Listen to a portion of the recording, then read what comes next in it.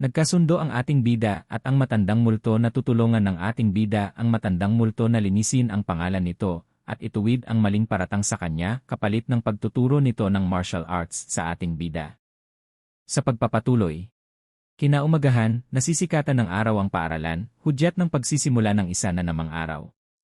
Puno ng sigla, ibinukas ni Teacher Hasan ang pinto ng silid-aralan at binati ng magandang umaga ang kanyang mga estudyante.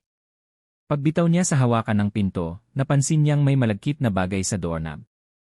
Sa halip na magalit, tinawanan na lang niya ito. Para sa kanya, isa lang itong cute at parang pangbatang kalokohan. Habang may bahagyang ngiti, pumasok siya at pabirong pinuna ang mga estudyante sa pagiging makulit agad sa simula pa lang ng araw. Ngunit habang papunta sa kanyang lamesa, may nasagi siyang isang manipis na tali na nakakonekta sa isa pang bagay.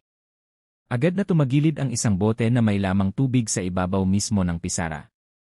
At agad na bumuhos ang tubig sa guro na dahilan para mabasa ang ulo nito. Sinubukang magtimpi ng guro, pinilit niyang tumawa at sinabing halata ang patibong na yon. Bigla na lang, isang itim na bagay ang tumama sa kanyang mukha, dahilan upang magulat ito.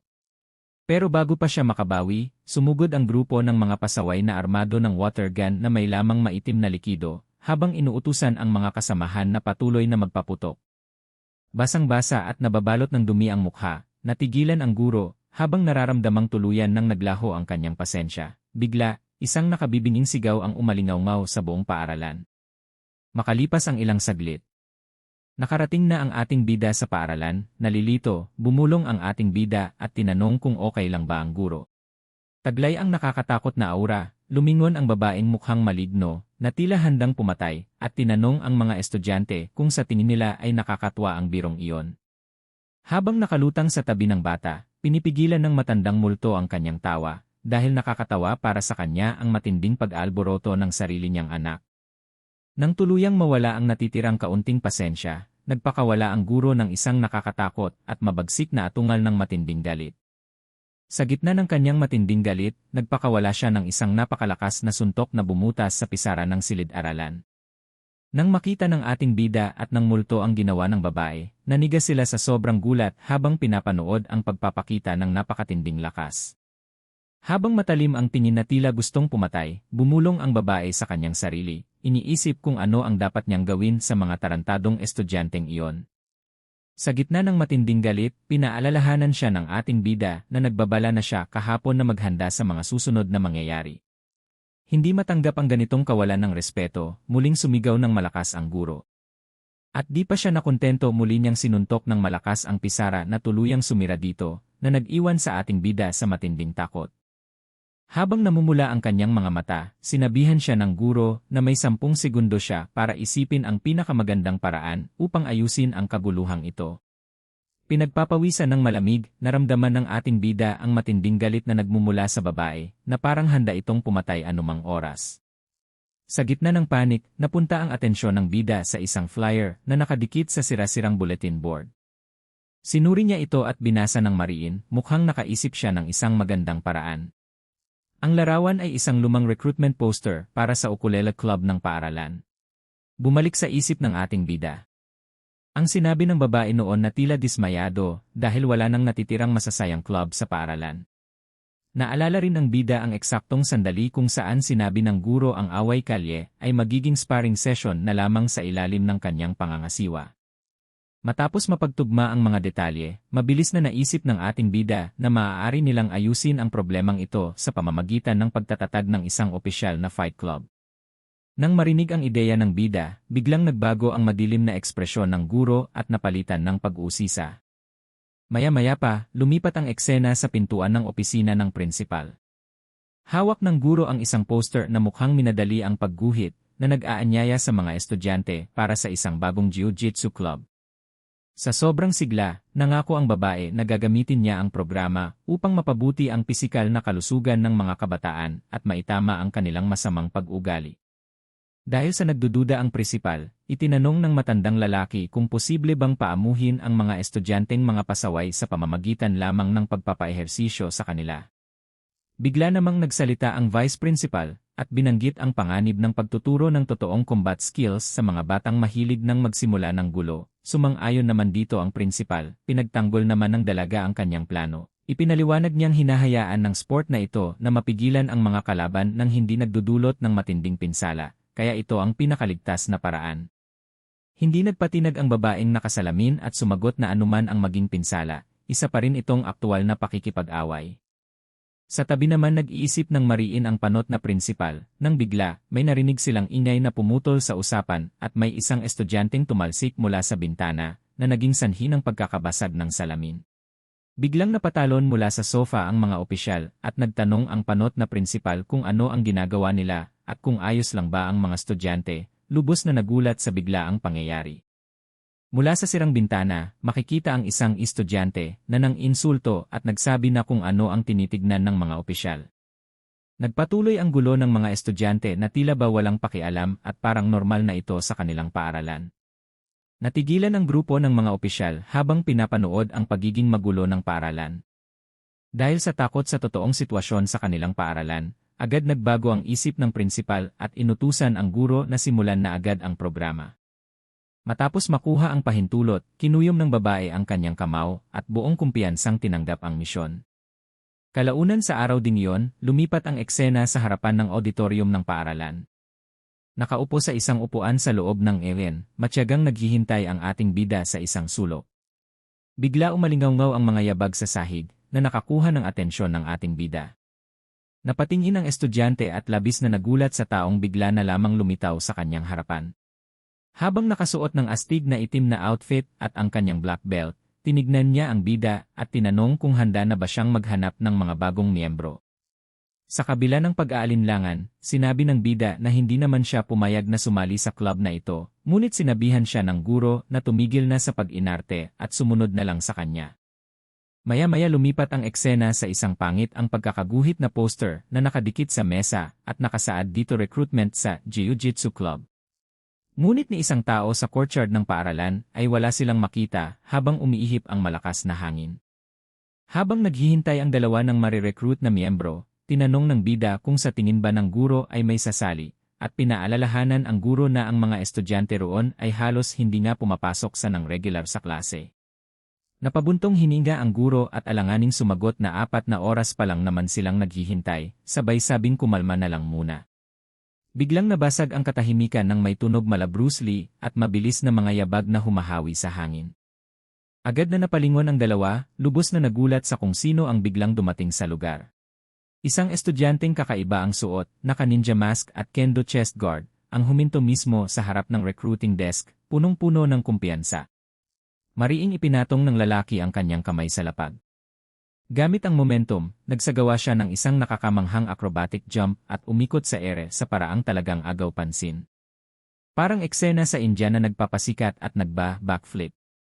Habang sinusuri ang sitwasyon, napansin ng babae na hindi man lang marunong ang bata kung paano bumagsak ng tama. Nakilala naman siya ng ating bida, kilala iyon sa palayaw na Samurai Park. Ipinaliwanag ng bida na Korean-Japanese ang lalaki, at sinabing lubos niyang natutunan ang iba't ibang martial arts ng mag-isa lang, mula capoeira hanggang karate, habang nakaluhod sa lupa sa isang napakadramatikong posisyon. Ipinagmalaki ng estudyante ang kanyang husay habang tinatapos naman ng bida ang paglilista ng mga natutunan nito, kabilang na ang Jeet Kune Do na natutunan din niya ng mag-isa. Mukhang nalilito ang guro at inulit ang sinabi tungkol sa pag-aaral ng bata sa lahat ng iyon ng mag-isa. Nanatiling seryoso ang mukha ng bida at tumango na lamang bilang pagpapatunay sa mga kwentong iyon. Agad na lumapit ang lalaki at sinabing gusto niyang sumali sa Jiu-Jitsu Club. Nang marinig ang pahayag ng lalaki nakaramdam ng awkward ang dalawa dahil sa kakaibang pananalita nito. Tinanong naman siya ng guro kung nakapag-workout na ba ito dati dahil nakita niyang ang paraan nito ng pag-acrobatic jump na may hindi magandang pagbagsak. Agad namang itinaas ng lalaki ang kanyang isang kamay at matapang na sinabing wala siyang interes sa mga duwag na taktika, dahil hinasa niya ang kanyang katawan na maging kasing tibay ng bakal kaya hindi siya nakakaramdam ng sakit kapag bumabagsak. Pero dahil wala siyang pasensya sa mga ganitong kayabangan, agad siyang binara ng bida, ipinaalala niya rito kung paano ito natupi na parang tuyong dahon sa huling talon nito. Handa nang pasanin ang responsibilidad sa grupong ito, na pagtanto ng guro na kailangan niyang ituro ang mga pangunahing kaalaman mula sa pinakasimula sa lalaki at palagin pa ang mga kakayahan nito. Buong kumpiyansa sa kanyang bagong misyon, inilahad ng guro ang kanyang kamay sa kakaibang estudyante. Bilang formal na pagtanggap at sinabing welcome sa club, pinagsalikop naman ng lalaki ang kanyang kamay, patunay na isa na siya sa mga miyembro ng club. Mabilis na lumipat ang eksena sa loob ng malaking gym ng paaralan na handang-handa na para sa matinding pagsasanay ng club, habang nakapwesto na sa gitna ng court. Inanunsyo ng guro ang simula ng unang aralin at iminungkahing magsimula sila sa isang masayang laro. Inulit ng ating bida ang salita habang mukhang litong-lito, samantalang tila tuwang-tuwa naman ang lalaking nakamaskara sa ideya.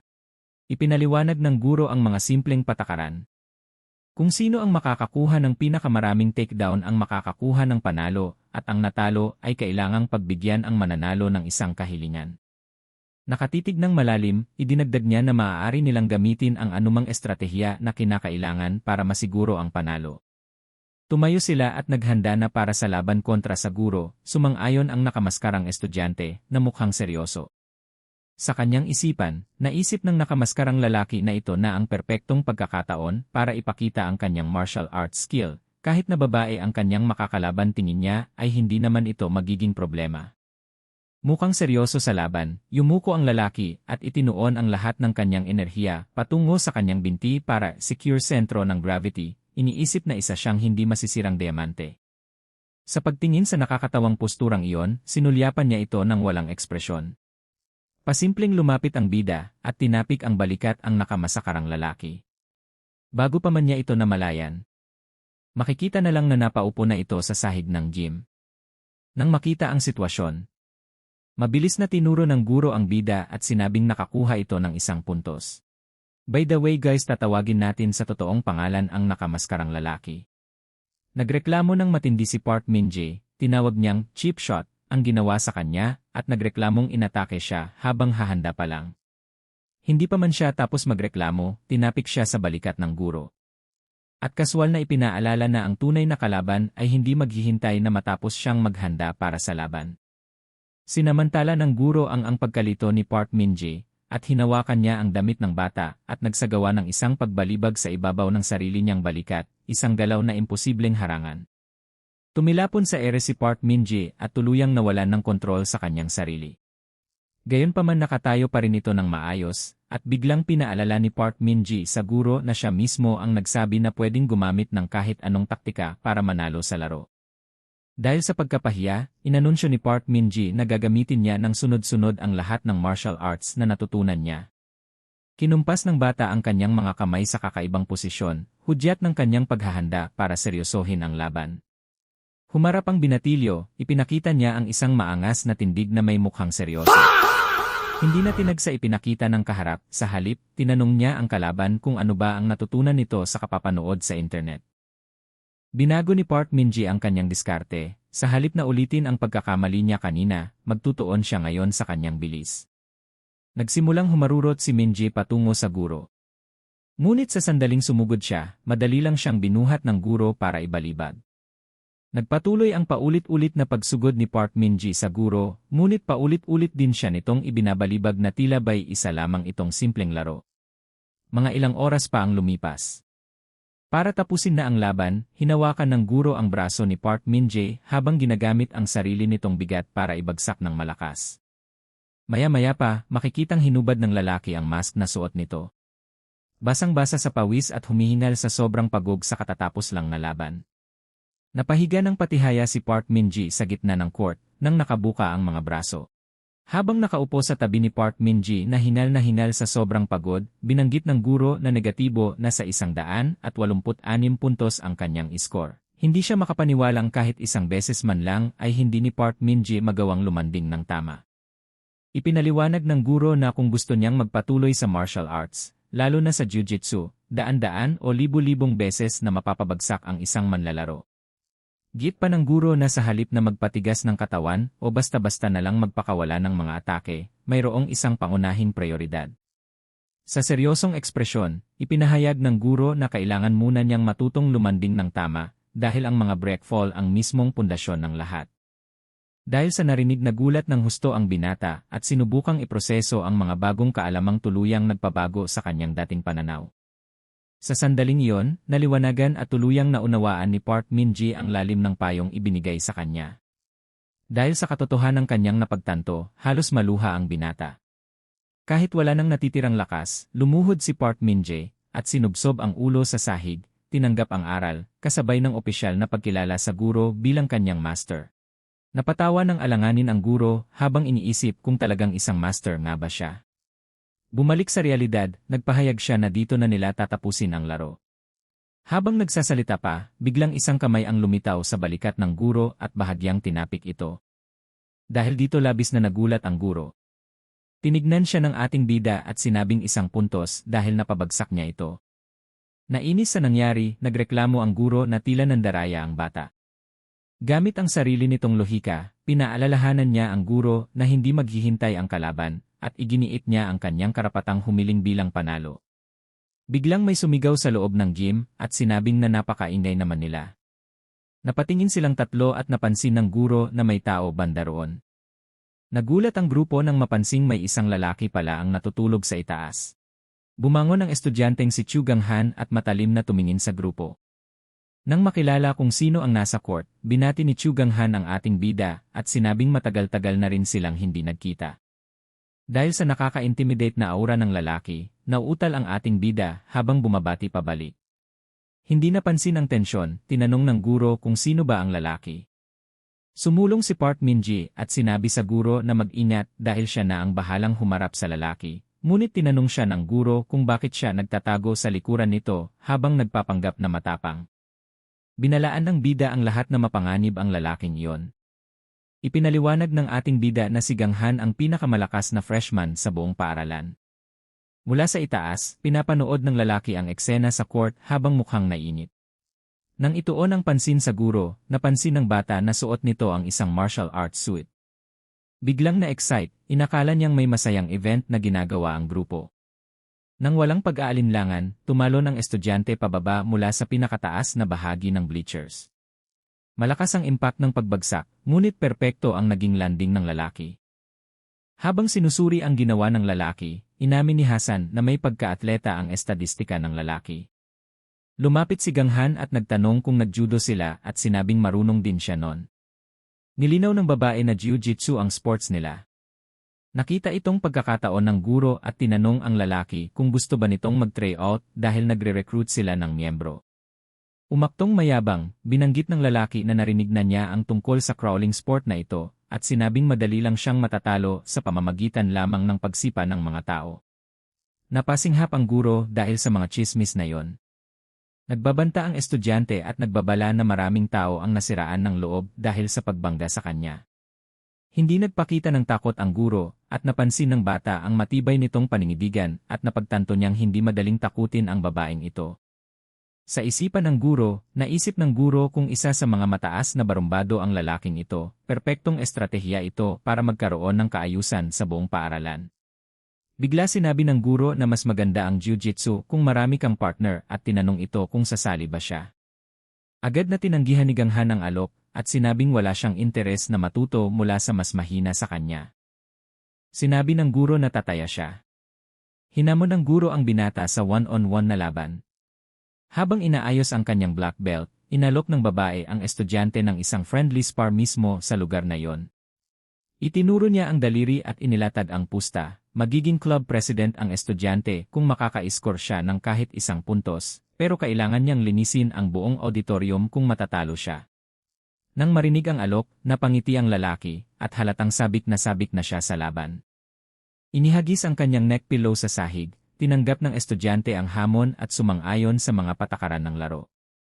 Inutusan ng guro ang ating bida na magsilbing referee, tumango naman ang estudyante, bagaman halatang nag-aalinlangan. Pumwesto ang babae sa kanyang panimulang posisyon at inilahad ang kamay upang ipakita ang karaniwang handshake sa sport na ito bago tuluyang humarap ang dalawang fighter para simulan ang laban. Pinagtibay ang kanilang respeto sa isa't isa sa pamamagitan ng mabilis na fist bump. Tumayo sa gitna ng court ang bida at sinigurong handa na ang parehong manlalaro. Sa isang kumpas ng kanyang braso, opisyal na sinimulan ang laban. Sumugod si Han gamit ang isang agresibong pambungad na atake. Sinubukan niyang bilisan ang galaw niya, at naghagis ng isang direktang suntok na kaswal na naiwasan ng guro gamit ang napakakinis na galaw. Judo grip, nakilala ng guro ang klasikong paghawak ng binata at kinumpirma na ang bata ay talagang may karanasan. Nagpa siyang subukan ang mga kakayahan ng lalaki, inayos niya ang kanyang tindig upang masukat ang antas ng kanyang standing combat. Gamit ang sarili niyang atake laban sa binata, ang babae ay nagpakawala ng isang napakalinis na shoulder throw, ngunit ang estudyante ay tumugon ng may frame. Sakto ang tiyempo, pinaikot ang kanyang katawan sa ere habang pabagsak. Gamit ang ganap na kontrol, ang lalaki ay lumapag ng hindi nawawala sa momentum. Tunay na nagulat ang guro sa lakas ng bata, inaamin na literal na pro-tier na galaw iyon. Mula sa malayo, kinumpirma ng multong master na ang batang iyon ay isang lehitimong judoka. Ipinaliwanag ng aming bida na ang binatang iyon ay opisyal na nakipagkumpetensya sa judo noong middle school pa lamang. Isang flashback ang nagpapakita na ang bata ay naglalaro sa mga high-level na laban na nagpapatunay ng kanyang napakalaking tagumpay sa mga pambansang paligsahan. Sa kasalukuyang laban, nakakita si Ganghen ng butas at hinawakan ang guro mula sa likuran. Agad niyang inihanda ang kanyang mga binti upang mapanatili ang estabilidad para sa kanyang susunod na kombinasyon. Gamit ang walang kahirap-hirap na leverage, inihagis ng binatilyo ang kanyang kalaban gamit ang kanyang lakas ng binti. Malakas na nadala ng atake ang guro, ngunit napansin ng lalaki na ang impact ay hindi ang inaasahan niya, iniisip kung nabasa ba talaga ng guro ang kanyang paghagis. Labis na ipinagmamalaki ni Dorian, isinalaysay na lagi niyang pinapakross ang kanyang anak na babae, nagsasanay, at nagbibigay ng iba pang gamot para makabisado ang standing game bago pa man ito lumapat sa lupa. Isang mabilis na flashback ang nagpapakita sa batang atleta na nakikipagpalitan ng malalakas na suntok sa mga nakaraang torneo. Ligtas na lumapag sa court, pinatunayan ng guro na kaya niyang makayanan ang pagkahagis ng hindi nagpapanik. Parehong nagpanatili ng distansya ang dalawang manlalaro, huminga ng malalim habang binabasa ang sitwasyon. Bilang paggalang sa standing game ng batang lalaki, nagpa siya ang guro na oras na para hilahin siya papunta sa kanyang aktwal na sakop sa lupa. Sa mabilis na galaw, hinawakan ng babae ang jacket ng kalaban at inihagis ang sarili paatras, hinila siya pababa kasama niya. Tuluyang nawalan ng balanse ang estudyante, nalito ng husto sa estratehiya ng babae. Sa gilid, nagsimulang magpaliwanag si Minji tungkol sa mga tuntunin ng sport habang ang bida naman ay nagulat sa biglang sulpot ng kausap. Ipinaliwanag ni Minji na sa jiu-jitsu, ang manlalaro ay kayang umatake at dumepensa ng mahusay habang nasa sahig o habang nakatayo. Patuloy niyang ipinaliwanag na kailangang basagin ng manlalarong nasa ibabaw ang depensa ng kalaban upang makakuha ng puntos sa laban. Samantala, nagkakaroon ng bentahe ang manlalarong nasa ilalim kung matutumba niya ang kalaban at makuha ang kontrol. Bukod pa rito, pinaalalahanan niya ang bida na maaaring tapusin agad ng sinuman ang laban sa pamamagitan ng pagpuwersa sa kalaban na sumuko, submission. Nakikinig ang baguhang ating bata habang mukhang nalilito, sa tingin niya, masyadong marami at mabigat ang impormasyong ibinibigay sa kanya sa sandaling iyon. Pagbalik sa laban, mahigpit na pumulupot ang binti ng guro sa hita ng kanyang kalaban. Gamit ang napakahusay na teknik, naglock ang babae ng isang komplikadong guard upang tuluyang pigilan ang paggalaw ng binatilyo. Lalo pang tumindi ang diin ng binti, kaya tuluyang natrap ang estudyante sa kontrol ng guro. Sa pagtatangkang kumawala, hinatak ng binata ang kanyang paa mula sa guro, ginagawa ang lahat upang maputol ang hawak nito. Gamit ang momentum, inipit ng guro ang binti ng kalaban at ibinalik ito ng mabilis sa sahig. Sa pamamagitan ng isang napakahusay na paglipat ng posisyon, transition, umikot ang babae sa sahig at perpektong nakuha ang likuran ng estudyante. Itinaas ng nagsisilbing referee ang kanyang kamay at iginawad sa babae ang 4 na puntos. Habang nakadagan sa sahig, lubos na nalito ang binatilyo at nagtanong kung bakit 4 na puntos ang nakuha ng guro. Matyagang ipinaliwanag ni Minji na ang jiu-jitsu ay may mga tuntuning lubos na naiba kumpara sa ibang mga sports.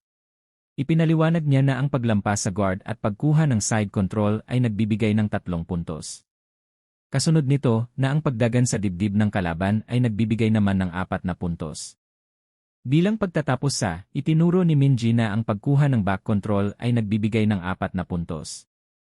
Habang mariing nakadiin sa likod ng kalaban, kaswal na itinanong ng guro kung kailan nito binili ang kanyang uniforme. Para lalong mang-asar, mapang-insulto niyang idinagdag na nag-aalala lang siya baka mabanat o masira ang damit nito habang naglalaban sila. Doon din, nanlaki ang mga mata ng estudyante dahil napagtanto niyang nasa matinding panganib siya. Walang pag-aalinlangan, hinila ng guro ang kwelyo ng ginang kalaban ng buong lakas at ikinasa ang isang brutal na chokehold.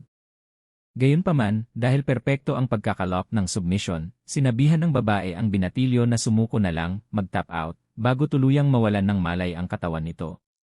Dahil sa tigas ng ulo, naggangalit ang mga ngipin ng binata, habang sinusubukang tiisin ang mahigpit na pagkakalock sa kanya, ayaw na ayaw niyang matalo. Dahil hindi na makahinga, unti-unting lumalabo ang paningin ng lalaki, dahil sa tindi ng pressure sa kanyang leg. Nagsimulang lumabo ang paningin niya sa kisam ng gym habang nauubos ang kanyang lakas, at wala na siyang kakayahang lumaban pa. Biglang sumagi sa isipan ng binatilyo ang isang alaala kung saan mukha siyang dismayado habang hawak ang isang controller. Sa alaalang iyon, umiinom ang kanyang ama at nagbigay ng mahalagang payo, huwag na huwag siyang mang-aapi ng mga mahina. Matapos ubusin ang kanyang inumin, sinabi ng ama na kung gusto ng anak niya na makipaglaban, dapat lagi siyang pumili ng mas malakas na kalaban. Bilang pagtatapos sa aral sa buhay, hinaplos ng ama ang mukha ng bata habang tahimik lang itong nakikinig.